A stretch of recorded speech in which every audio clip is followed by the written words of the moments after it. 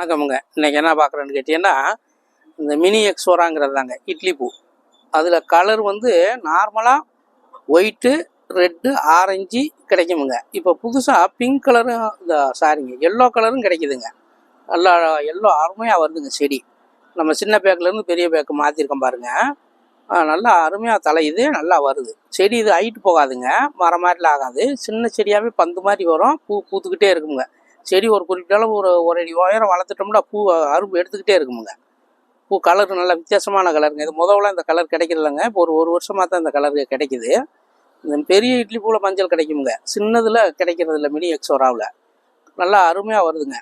மண் கலவை எல்லாம் கலந்து போட்டு நம்ம தொட்டியில் வச்சாவோ கவரில் வச்சா பாக்கெட்டு போட்டு வச்சு விட்டோம்னா நல்லா பூக்குதுங்க.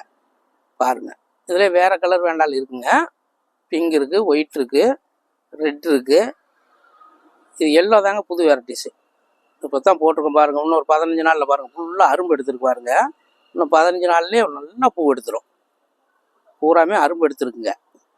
இன்னும் செடியும் பாருங்கள், இதே வளையபடி எடுத்து போடுறோம். இன்னும் ஒரு 15 நாளில் பாருங்கள் செடி எவ்வளோ அடர்த்தியாக வந்துடுதுன்னு பாருங்கள். அழகாக இருக்குங்க. வாங்கி தொட்டியில் வளர்க்குறவங்க வளர்க்கலாங்க. நன்றி, வணக்கமுங்க.